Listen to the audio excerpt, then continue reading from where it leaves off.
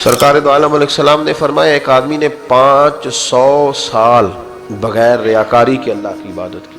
5 سال نہیں ہوتی بغیر ریاکاری کی. تہجد پڑھنے والا جب تک 6 لوگوں کو بتا نہ دے تہجد پڑھی ہے اتنی دیر تو تہجد آگے بڑھتی نہیں. کم از کم 6 بندوں کو پتہ ہونا چاہیے. اور میرے جیسے حاجی نمازیوں کا تو دل کرتا ہے کہ وظیفے پہ بندہ رکھا جائے جو تعریفیں کرے صبح و شام. حاج صاحب کی کیا بات ہے، حضرت صاحب کی وظیفہ دیں گے اس کو مہینے کا اور وہ تعریف کرے کھول کے کہ آپ کی بڑی بات. یہ مرض ہے، تعریف سننا نا یہ بیماری ہے. حضور فرماتے ہیں یہی بندہ جب اللہ کے حضور کھڑا کیا جائے گا تو رب کریم اس سے کہے گا کہ چلو اس کو میرے فضل سے جنت میں لے جاؤ. تو عرض کرے گا مالک فضل تو ٹھیک ہے پر 500 سال لگائے ہیں میں نے. وہ مولوی صاحب میری طرح کے بیچارے جو امام مسجد ہوتے ہیں نا تو وہ بھی کہتے ہیں جب میں آیا تھا تو 30 بچے تھے مسجد میں، اب 80 ہو گئے. اور بھائی یہ بندوں کو بتانے کی کیا ضرورت ہے، یہ تو اللہ کی رضا کے لیے ہے نا. تو چھوڑ اس میں اتنا تذکرہ کرنے کی کیا حاجت.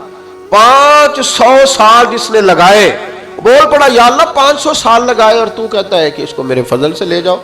تو رب کریم نے فرمایا چلو کوئی نہیں پھر انصاف کر لیتے ہیں.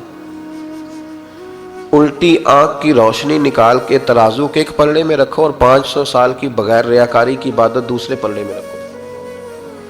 کبھی اس مریض سے پوچھنا جس کو ڈاکٹر کہہ دیتا ہے کہ تیری آنکھ کا علاج نہیں ہو سکتا. بے بس ہوتے ہیں ڈاکٹر، جواب دے جاتا ہے شعور. پوچھ کبھی اس شخص سے کو کہتے ہیں بس جناب اب آپ اپنی آنکھیں موجود ہونے کے باوجود آپ دیکھ نہیں سکتے، اتنی موٹی آنکھ لگی ہوئی ہے. لیکن روشنی اللہ چاہے تو دیتا ہے، نہ چاہے تو نہیں دیتا. 5 ایک آنکھ کی روشنی ایک پلڑے میں رکھ لو اور دوسرے میں 500 سال کی عبادت رکھ دی. اللہ اکبر. تو رب کریم نے فرمایا اب تولو. جب تولی تو وہ عبادت تھوڑی تھی اور ایک نعمت زیادہ تھی. اللہ نے فرمایا یہ تو بھائی اس کو تو 500 سال دیے تھے، یہ تو ایک نعمت کا شکر نہیں ادا کر سکا، پکڑو اس کو دوزخ میں ڈالو. ایک کر کے کیا آیا ہے، پکڑو جہنم میں ڈالو، اس کو لے چلو. ترمذی شریف کے لفظ ہے، نبی پاک نے ہمیں سمجھایا اور ایک جملے میں ساری بات ختم کر دی. حضور فرمانے لگے تو اللہ کی تھوڑے دیے ہوئے رزق پہ راضی ہو جا، وہ بھی تیری تھوڑی عبادت سے راضی ہو جائے گا. اور اگر تیرا پروگرام ہے نا لمبی چوڑی جائیدادوں کا تو پھر سجدے بھی لمبے کر، پھر لمبے کرنا تو بھی. یہ کیا بات ہوئی، یہاں جتنی دولت بڑھتی جاتی ہے عبادت سکڑتی جاتی ہے، وقت ہی نہیں، ٹائم ہی نہیں. یہ بڑھا پھر. تو جب دوزخ میں جانے لگا نا تو پھر خیال آیا. تو حضور فرماتے استغفار کرنے لگا، کہنے لگا اللہ میں بھول گیا تھا، اللہ مجھے غلطی لگ گئی.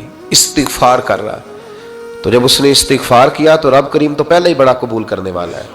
یا اللہ میں بھول گیا تو فرمایا چلو جو استغفار کرے اسے تو میں ویسے ہی معاف کر دیا کرتا ہوں، اسے بخش دو، اسے میرے فضل سے جنت میں لے جاؤ.